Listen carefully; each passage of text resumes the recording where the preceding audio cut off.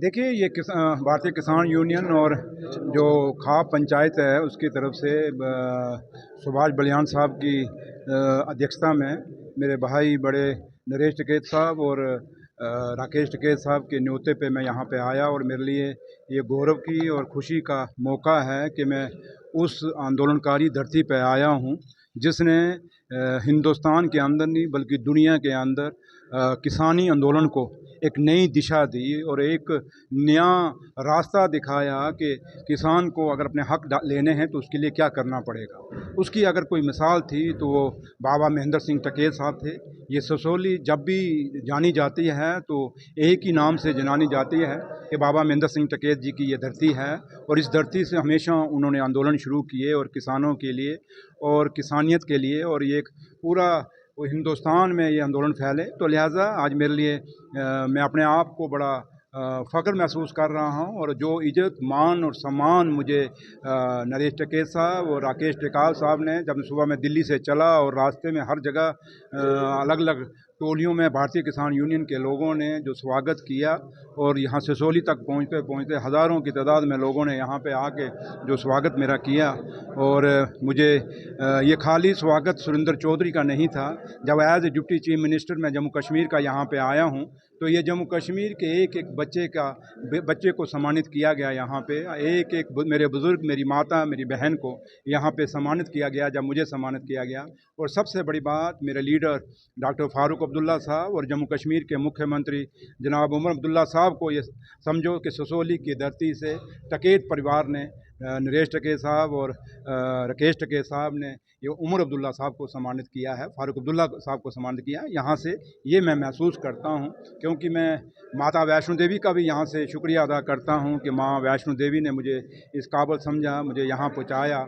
और मैं अपने लीडर का भी शुक्रिया अदा करता हूँ, उमर अब्दुल्ला साहब का और फारूक अब्दुल्ला साहब ने, जो क्योंकि मैं जिस कौम में पैदा हुआ वो जम्मू कश्मीर में बड़ी छोटी सी उनकी संख्या है, कोई बड़ी संख्या नहीं है, लेकिन उसके बावजूद भी उन्होंने सुरेंद्र चौधरी को चुना और डिप्टी चीफ मिनिस्टर बना। और मैं महसूस कर सकता हूँ किसान यूनियन को तो फ़ख्र है क्योंकि किसान यूनियन का एक बैनर ऐसा है जिसके अंदर कोई एक कौम, एक जाति, एक बरादरी नहीं है।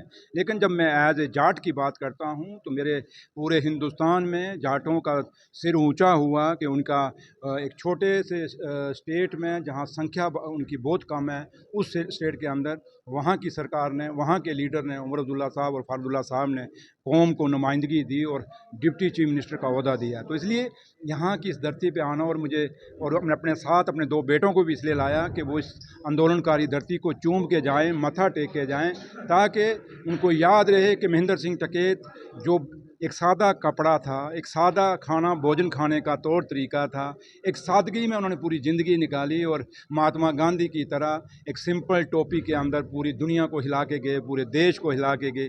नौजवान नस्ल को सीखने की ज़रूरत है बाबा महेंद्र सिंह टिकैत साहब से और उनके आदर्शों पे चलने की ज़रूरत है। और जो नरेश टिकैत साहब और राकेश टिकैत साहब हैं, इस परिवार को, क्योंकि ये परिवार उनकी वारिस हैं बाबा महेंद्र सिंह टिकैत के, इस परिवार को सपोर्ट करने की ज़रूरत है ताकि ये परिवार एक नाम है, एक अपने आप में एक आइकन है, एक एम्बेसडर है। और यूथ इस परिवार से, महेंद्र सिंह टिकैत साहब से सीख सकते हैं कि उन्होंने कैसी ज़िंदगी जी है। हमें नशों से दूर होकर सादगी की जीवन की तरफ जाना चाहिए, जिससे हमारा घर भी मजबूत होगा, हमारा परिवार भी मजबूत होगा, हमारी सेहत भी मजबूत होगी और देश भी मजबूत होगा। हम कह रहे हैं कि जम्मू कश्मीर जो स्टेट था, वो दर्जा जो आपने हमारा तोड़ा है, वो हिंदुस्तान की पार्लियामेंट के अंदर उमर अपना प्राइम मिनिस्टर साहब, होम मिनिस्टर साहब और हिंदुस्तान के सुप्रीम कोर्ट ने हमें वादा किया हुआ जब हालात ठीक होंगे तो वो हमें स्टेट का दर्जा, यूटी से दोबारा वापस स्टेट का दर्जा देंगे। बस उसी